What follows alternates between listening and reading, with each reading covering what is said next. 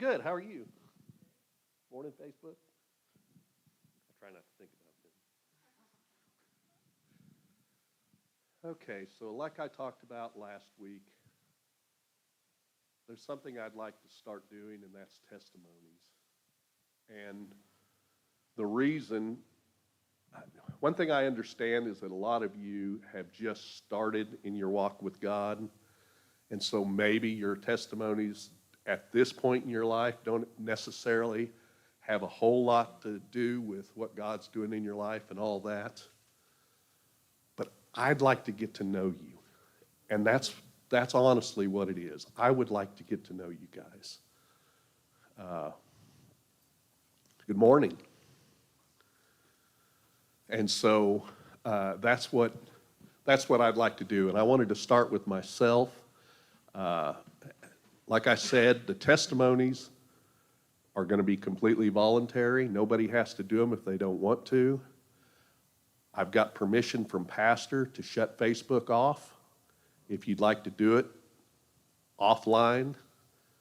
And I can understand why some of you might want to do that. But if anybody doesn't want to, they're absolutely welcome to not do it. But I would like to have volunteers. I don't know how long mine's going to last today. If it doesn't take up the time, then Bobby's volunteered to take up the rest of the time. If not, he'll do it next week. Compared to probably most of you, I've had a really good life. I had a pretty good upbringing. Like I mentioned before, it was kind of unusual. My father was a fighter pilot in the Air Force, so that involved moving all the time, even less than 1 year sometimes, to 3 years was probably the most we ever spent in one spot. Like I said, my dad was kind of my hero. He was the best of the best. I mean, he set world records. He just did awesome things. He really honestly did. I told you one time he was on the Ed Sullivan Show. A lot of you may not know who Ed Sullivan was, but I can tell you this. Ed Sullivan was the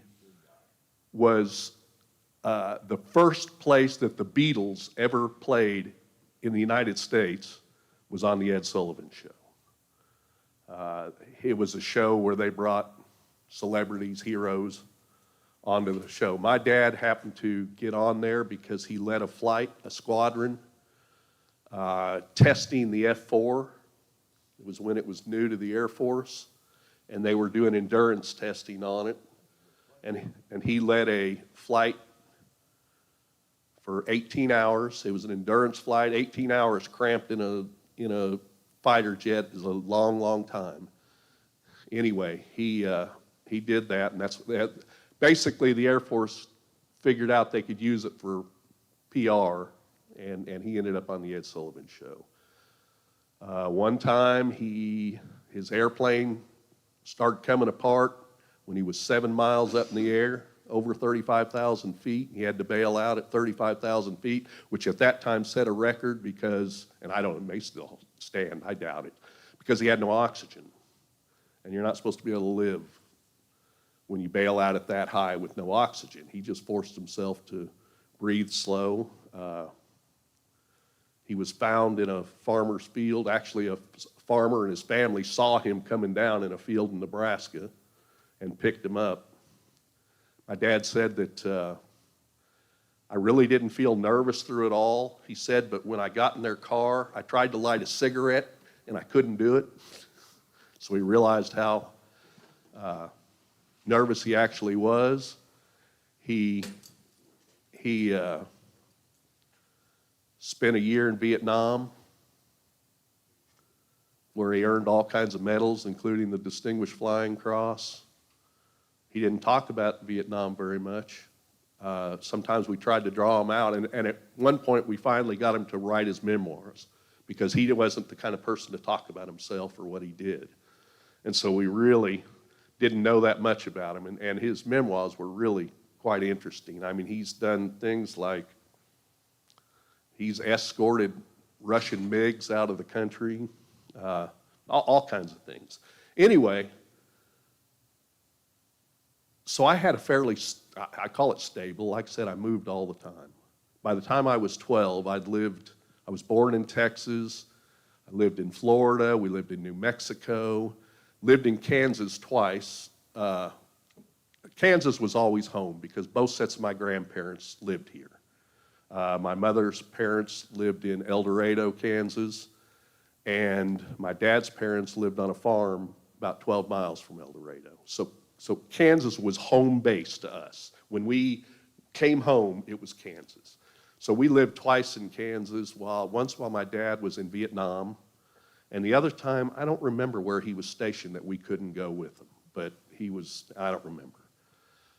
Lived in England for 3 years. That was interesting. Lived on Okinawa for almost 3 years. That was interesting. But in Okinawa was where my parents got divorced. I was 12. And they got divorced. My dad was cheating on my mother, and she found out about it, and that was the end of it. At that point, we moved to Colorado Springs because my mother had a brother there and some friends that she knew from Okinawa, actually, who he retired, and the family moved to Colorado Springs. So that's where we moved when my parents got divorced. My dad got remarried to the woman he was having an affair with and had a second family. I have 3 sisters, 2 older, 1 younger. To tell you how our life was, my oldest sister was born in South Dakota. My next older sister, Marcia, who attends the church sometimes, was born in Anchorage, Alaska. I was born in Big Springs, Texas, and my little sister was born in Tampa, Florida. So we lived all over the place. My dad remarried, had a second family, had 2 daughters and a stepdaughter. So I have 2 half-sisters and a stepsister, I guess. We kind of all got along through the years, which is kind of different, but the hardest thing about it was my father was really emotionally distant. I never really felt, how do I put it? I think I told you last time. I never heard him tell me I love you until the night he was leaving my mother. And I know his dad, my grandpa, he was not a loving grandpa. He loved us, but he just wasn't an affectionate. Maybe I'll put it that way. He didn't show affection.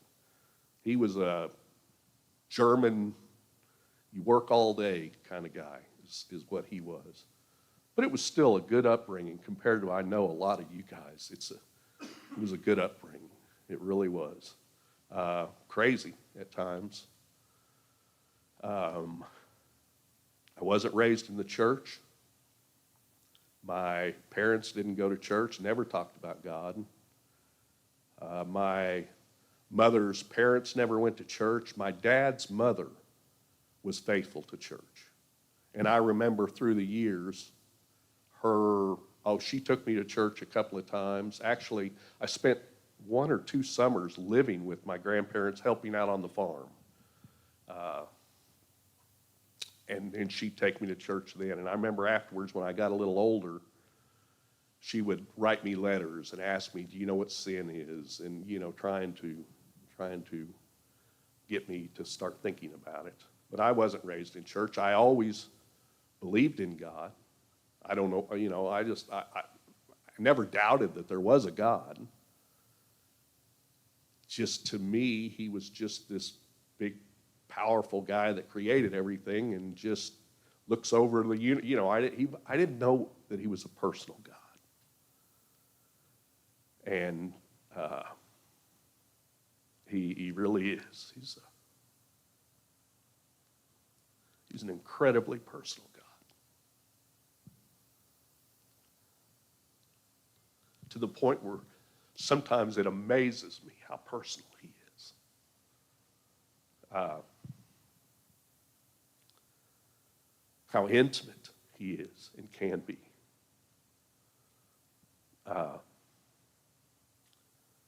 how he will come to you when you need him. Individually. I don't know how to explain it except that he's incredibly personal. It's amazing to me how personal he is. But anyway, so I was raised on military bases, went to military schools, strict, you didn't leave campus. It was strict rules. That's the way it was. Then when my parents got divorced and we moved to Colorado, well, all that changed.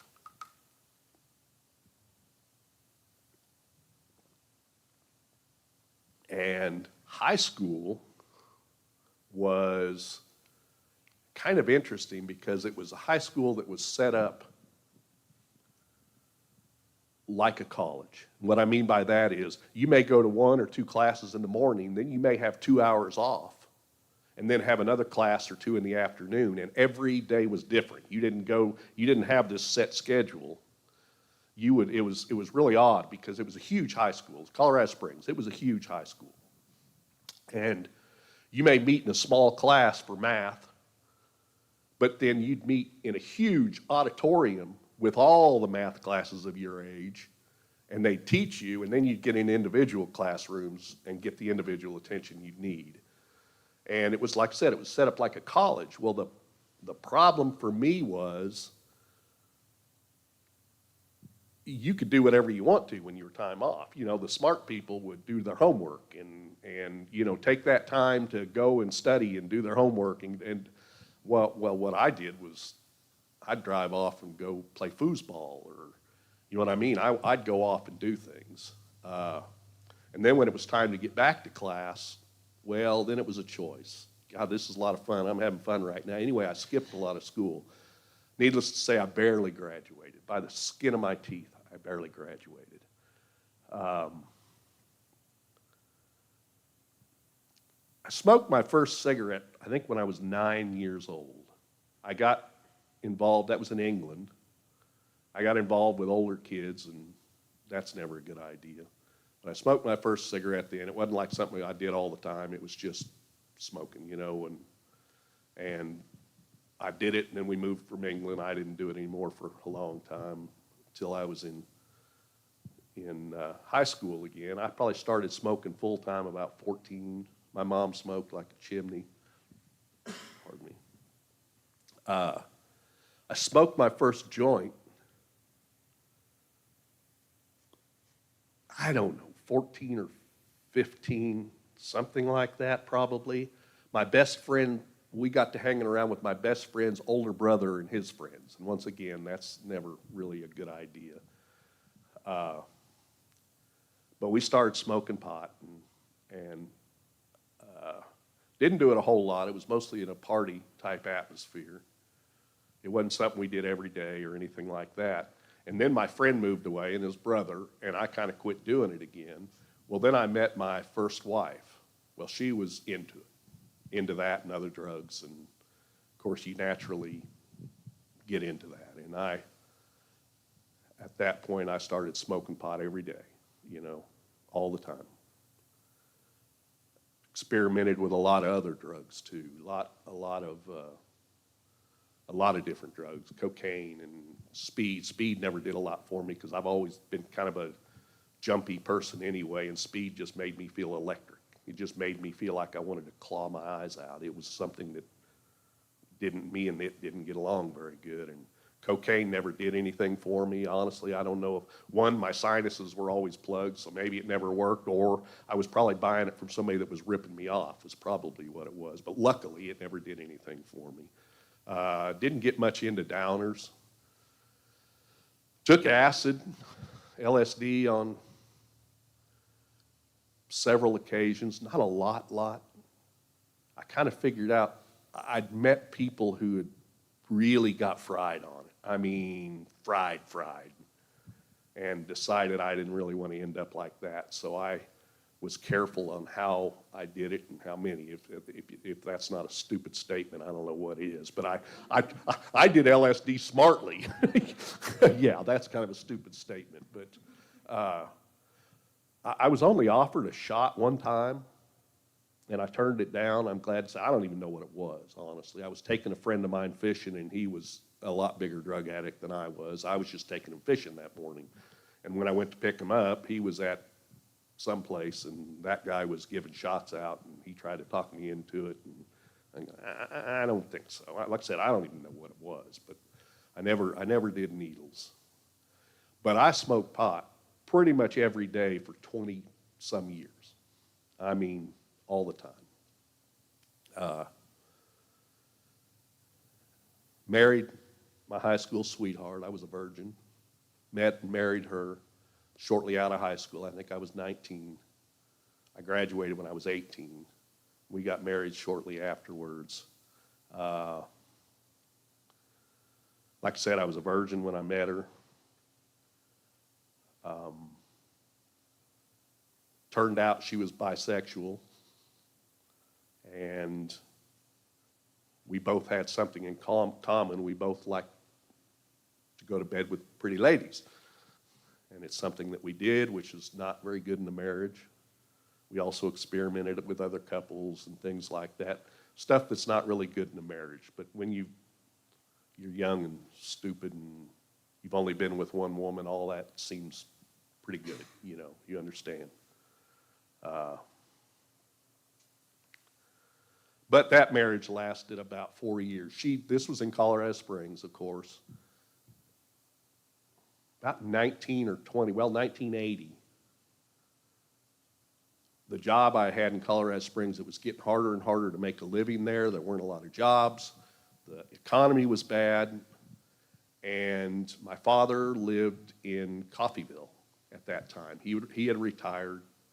He retired when they were going to make him fly a desk. He wasn't going to, if he couldn't fly, he didn't want the job. So he retired after 27 years and moved to Kansas, moved to Pittsburgh first, actually went back to college, earned a degree in business, and started a second career.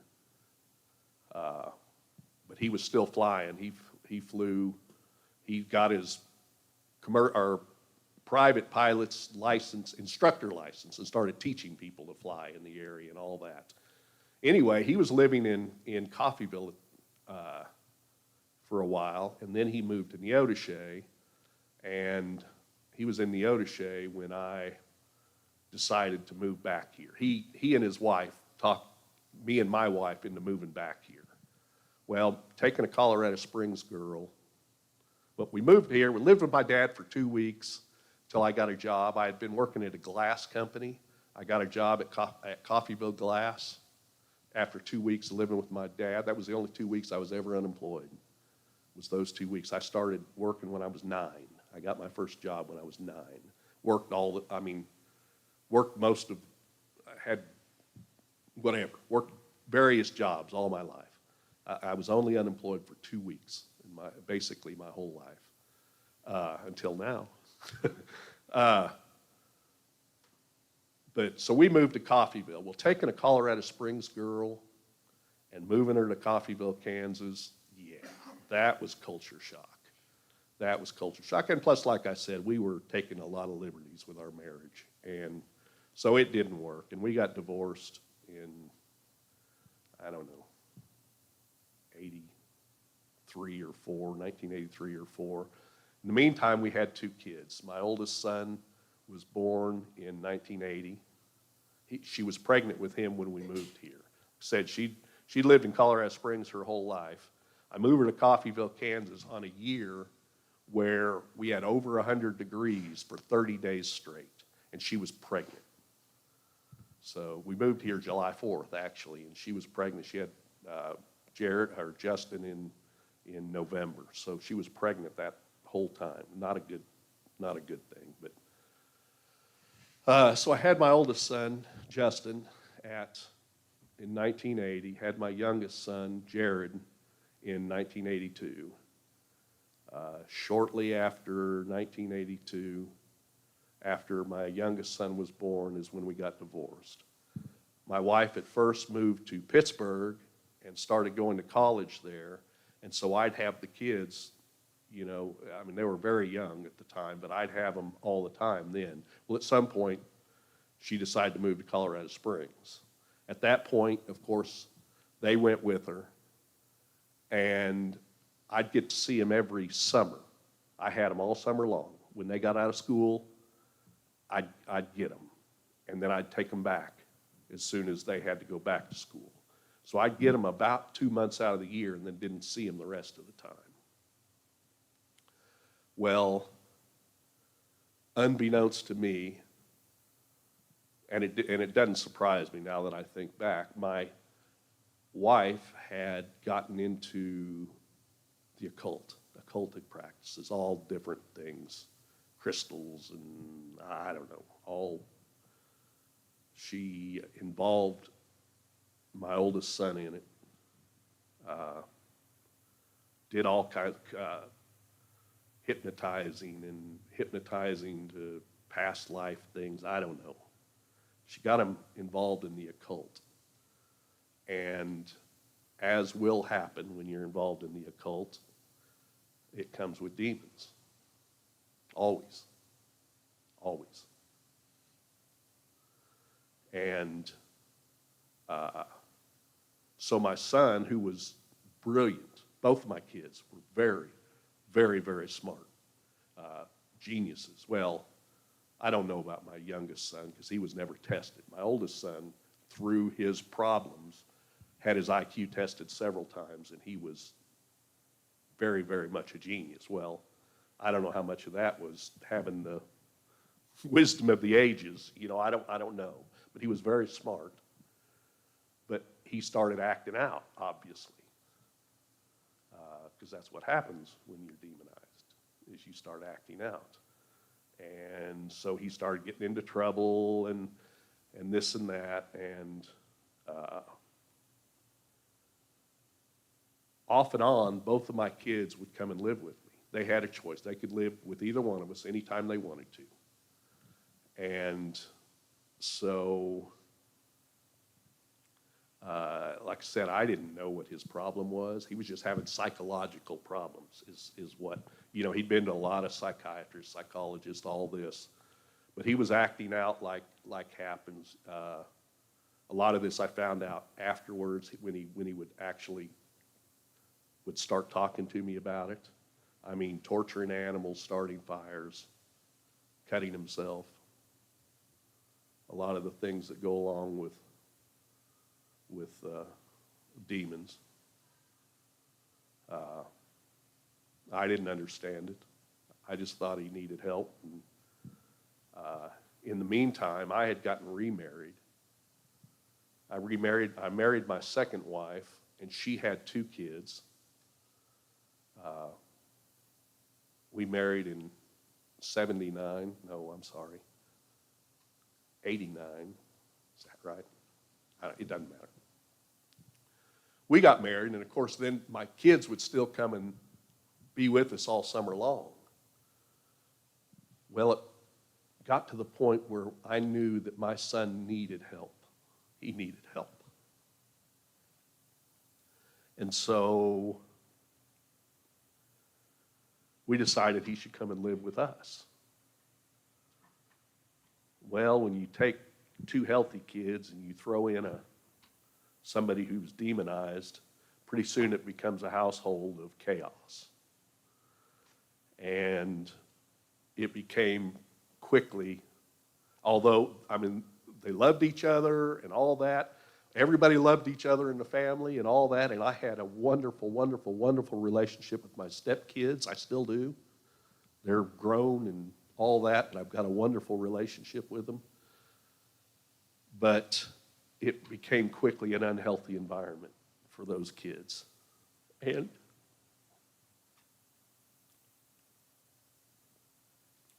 so we separated with the idea that I was going to help my son. And so he stayed and lived with me for 8 years. I tried for 8 years to help him. At some point in there, my youngest son came to live with us also. And of course, again, I didn't know what was going on. I just knew that he had real problems, and I just wanted to help him. Well, like I said, we weren't going to church. Well, my two kids, because of girls, started going to a church. Well, I knew that this is an awesome thing for my oldest son. You know, he needs this. This would be great for him to go. And I encouraged it. It wasn't Crystal Brook. I encouraged it, but I wasn't going to be the hypocrite that said, you should go to church, and me not go. So I started going with them. Well, and I knew people that were coming to Crystal Brook. One of my very dear friends who I partied with hard for years and years and years got started serving the Lord 13 years before I did and prayed for me through that whole time. Well, actually, first time I met Pastor was on Copan Lake. I was fishing with this guy and in my boat, and we're out there. Well, we come across Pastor in somebody else's boat, and Dennis, my friend, introduces me to him. And I remember afterwards saying, what's the difference between a pastor and a preacher? I didn't know. Well, nothing really, but anyway, that's how little I knew about it. But when my kids started going to church, and like I said, my oldest son was actually getting in trouble at church. He actually got in trouble with the pastor of this particular church. But I decided, if we're going to go to church, I want to go to Crystal Brook. So that was how I came to Crystal Brook, and that was in Liberty. And it was an eye-opening experience to me. They had, I'm going to call it a revival, I don't know what, for years. It was a lot of people, a lot of excitement, a lot of people that really loved God, you know, and it was an experience where I'm looking around and I'm going, man, these people have something. There's something real that's going on in this place. And through the process, you know, I discovered that God is a personal God, that He's not just real and not just somebody, but that He's a personal God. And I don't know, maybe some of you it hasn't clicked yet. Some of you I know it has.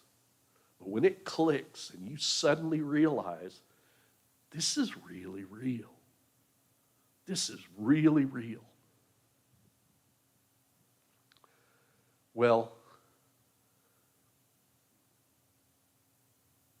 I dove into the Bible.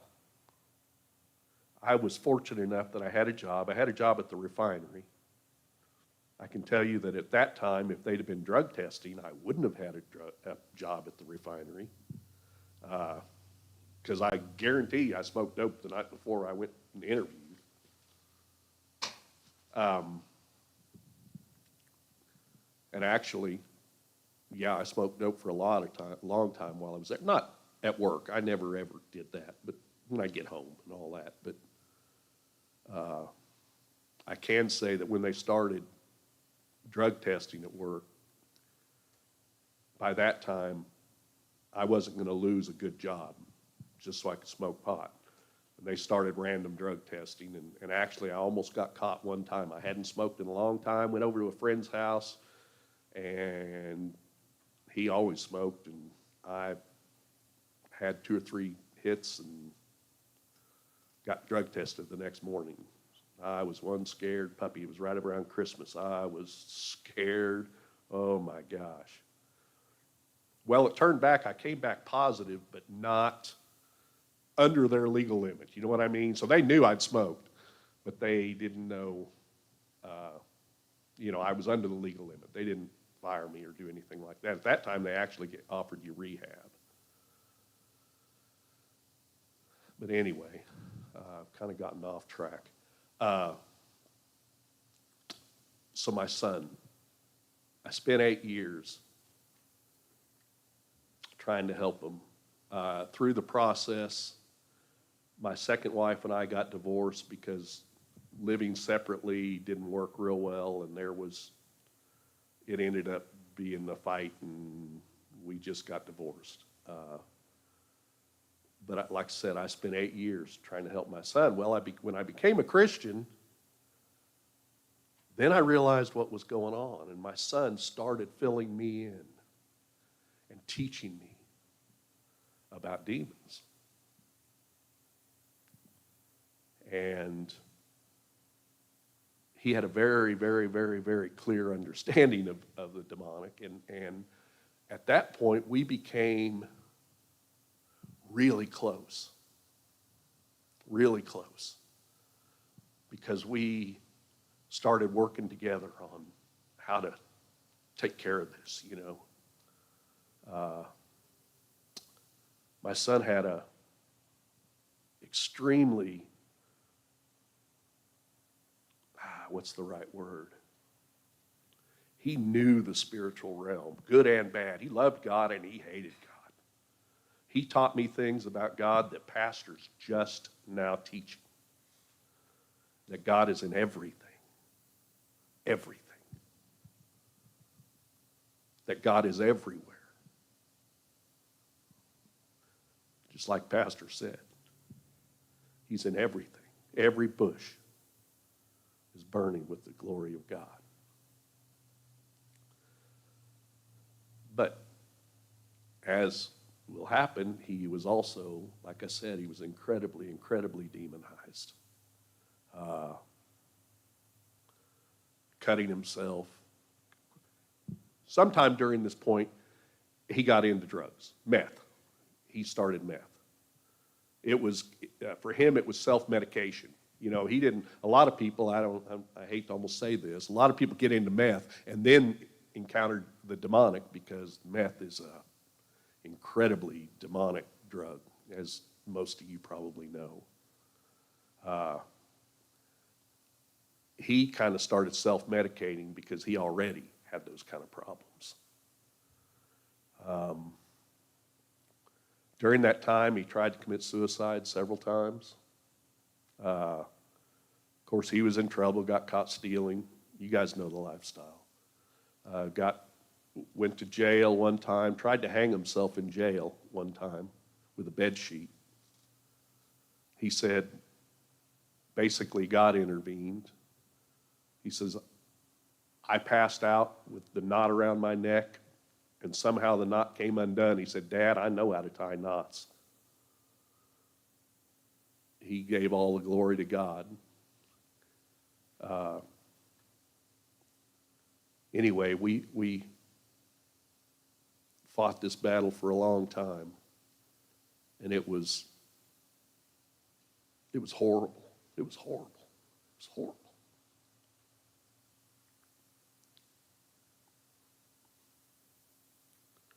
You know, it's one thing when it's happening to you, and it's a whole other thing when it's happening to your children.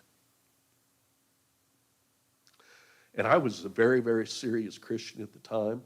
I started to say, I worked at a place that you had a lot of free time, and I got into the Bible, and I just spent hours and hours and hours and hours and hours and hours and hours and hours in the Bible. I grew fast because I spent so much time in the Word of God. Pastor can tell you. I grew really fast because that's what the Word of God will do. That's what I'll keep saying it, I'll keep saying it. Spend as much time in the Word as you possibly can because it will change you. But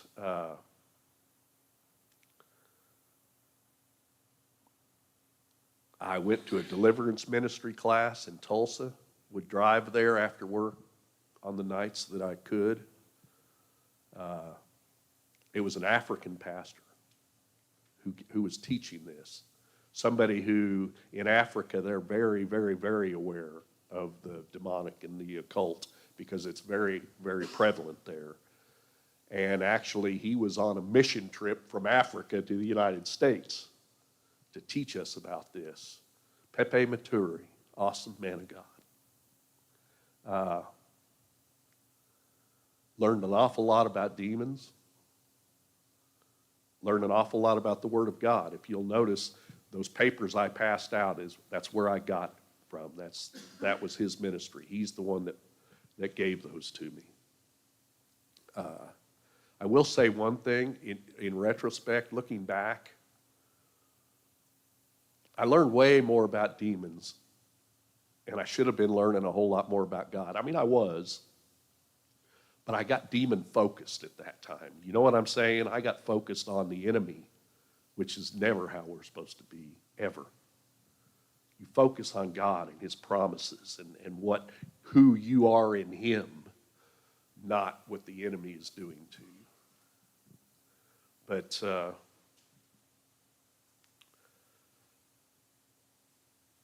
I knew my son had an awesome ministry.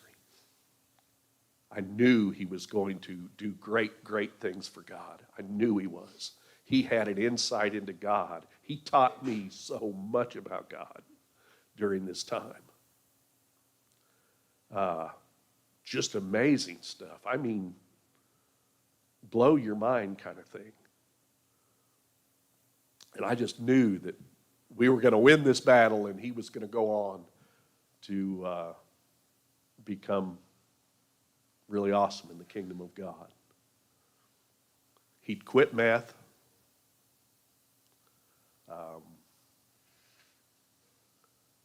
And then one thing that he had a lot of problems with, he quit meth, but he was doing hydrocodone every day. He had back problems, serious, kyphosis and scoliosis, both. Scoliosis, a lot of you know it curves your spine. Kyphosis curves it the other way. Well, I've found out that Satan will twist you up a lot of times. I don't know. Anyway, he was in a lot of pain all the time, so he was still on legal painkillers. You know what I mean? He couldn't do without his hydrocodone and whatever else he could get his hands on. So he was still doing drugs, but he quit meth. Then in 2004, I went on a Canadian fishing trip. I would have taken him because he loved to fish, but with his back, he couldn't sit in the boat all day. That just wasn't going to happen. And so I left him at home, and we're up in the wilderness up there, and come in from fishing one day and find out that I've got a message at the lodge. And long story short, my son had committed suicide while I was gone. He got together with a friend, and they took meth, and he cut himself all up. I came home, there was blood all over my floor. Took a bungee cord and backed up to a staircase post on the staircase and wrapped it around his neck. And his friend came downstairs the next morning and found him that way.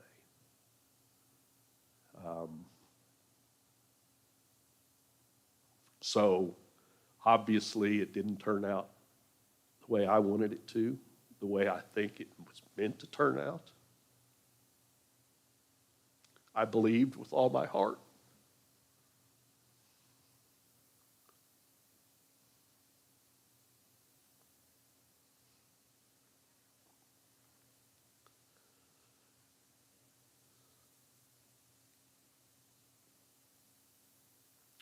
I believed with all my heart that we were going to win this battle.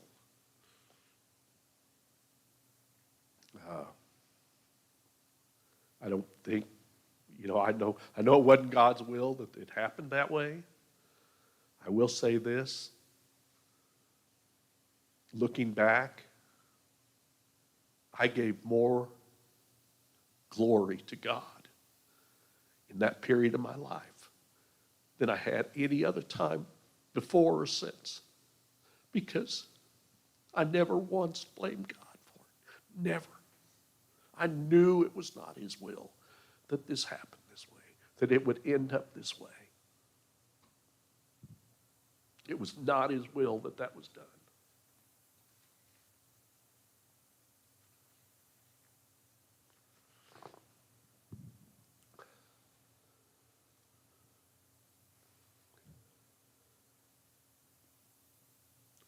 I even did part of his own funeral because I knew that some of his drug friends were going to be there. And I stood up there and tried to tell them, I know it didn't turn out right this time, but we can help you if you let us.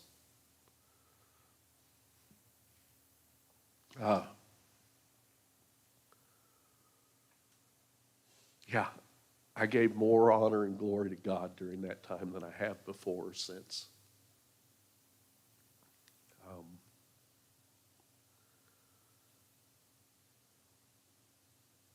Trying to think where I was going from there.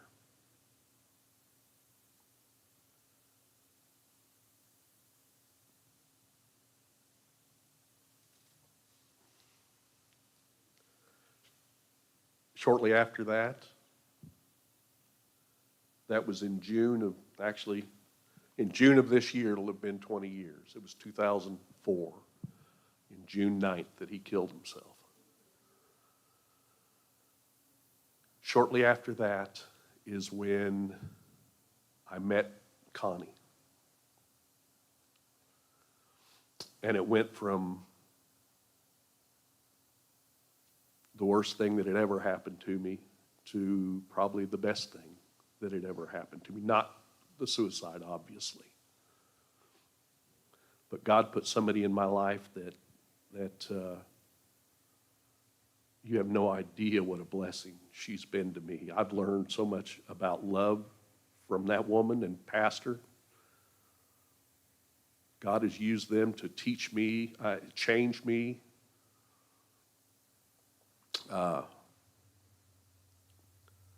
What's odd is I actually met her because I was doing marriage counseling for her and her husband. I was trying to. He cheated on her whole marriage. They were married 15 years. He cheated on her the entire time, and she found out I did marriage counseling and came to me, and we tried to get her husband to come in. I tried very, very hard to save their marriage. I really did. I honestly did. I wasn't dating anybody at the time or anything like that. Well, now, wait a minute. Let me back up. Yes, actually, I was at that time.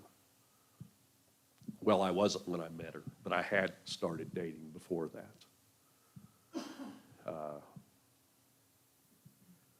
But that was in 1 year, because in 2005 we got married, and that was the best thing that's ever happened to me. So God, He's faithful.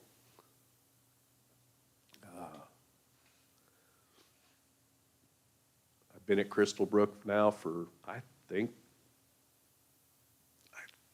28 years, something like that. I can't imagine going anywhere else. I know that God moves people. I know that Satan moves people also.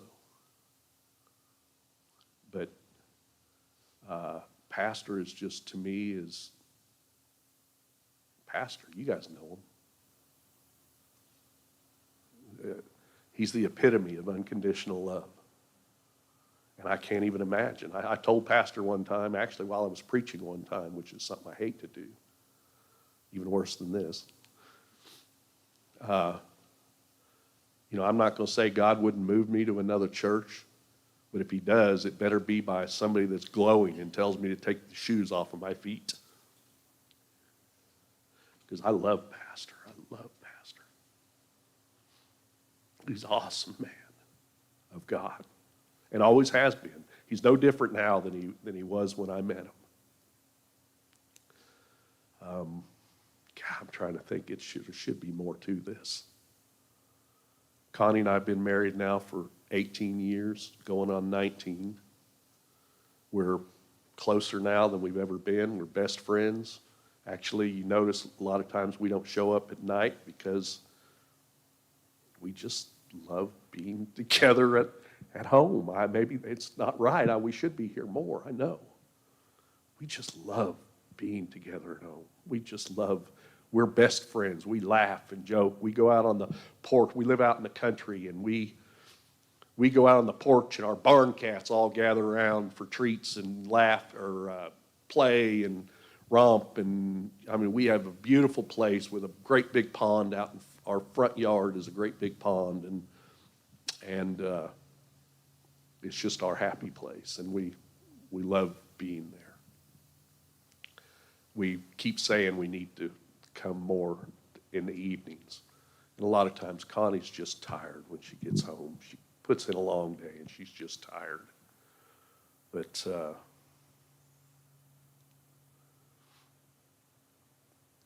like I said, I know that compared to a lot of you guys' story, I've had it pretty easy. I really have. And I look forward to hearing you guys' stories. Be as honest as you can. That's what I told you. I've got permission to turn Facebook off. I understand why you may not want to give testimony on Facebook. And so I got pastor's permission. We can turn off Facebook anytime we want to. And that way, we can just be family here. And I know that we've got a lot of family that watches in on Facebook, but we can just be family here. And I'd like to get to know you guys better. I really would. I've been kind of a little bit of ashamed of myself that I don't know you guys better. I am going to start making myself more available during the day to anybody that needs counseling, because honestly, this isn't me. Counseling is. I'm good at that. Somebody hurting brings God out of me. I'm emotional because I'm empathetic. I feel what other people feel. I can connect. I can connect one-on-one with people or with couples and all that. I'm good at that. I'm not good at this. This isn't me. And so I want to make myself available to you guys. I'm going to help start doing, in fact, when we get done here, I'm going to go out and start learning the Hidden Roots, which is a deliverance ministry, as you guys know.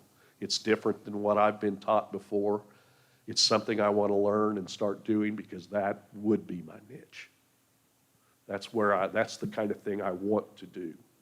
That's where I think I can be more effective. The truth is I've been pretty selfish with my time, and it's time for me to change that. I'm generous with my resources. We give. Connie and I are givers. But I've been way selfish with my time, and I've got to change that. I've probably missed a whole lot. I didn't write anything down.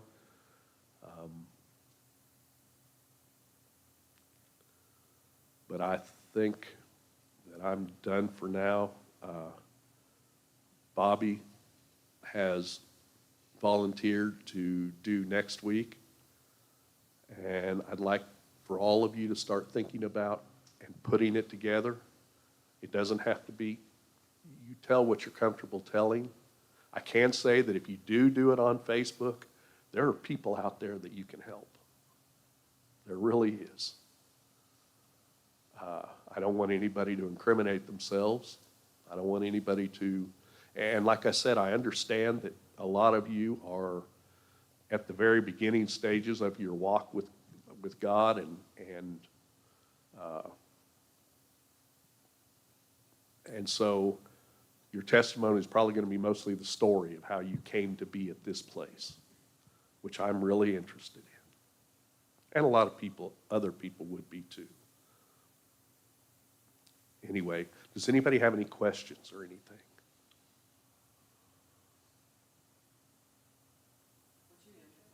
Yeah. One more time?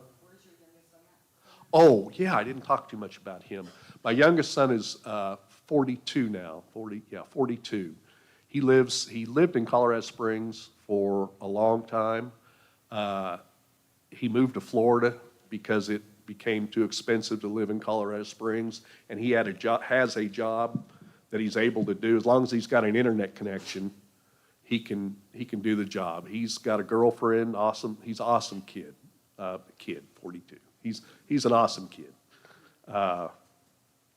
We get along great. He's a great kid. I didn't talk too much about him. I should have. He became a Christian, like I said, before I did. He got baptized actually in a different church. I attended his baptism, and that's when we moved to Crystal Brook because I didn't want to be a hypocrite. Like I said, I didn't want to say you should go and me not go. But he went to Tyro Christian School. He went from, when he was going to Coffeyville, he got involved with a kid who was a Satanist, was skipping school, had D's and F's, got in trouble, became a Christian, went to Tyro Christian School and had honors the entire time. Had honors at Tyro Christian the entire time. Graduated from Tyro Christian, did all the sports. He was an all-pro, all-state cornerback for the football team, and he's an awesome guy. We don't get to see each other as often as I'd like to. He comes and sees me once in a while, and now that I'm retired, I plan on going to Florida and spending more time with him. But he does fine. How that works, I've tried to wonder through my life. How come one and not the other? You know, I don't have the answer to that. I don't have the answer to that. But he's doing great. He's doing awesome. Yeah, he's a good kid. Smart, real smart. Any other questions?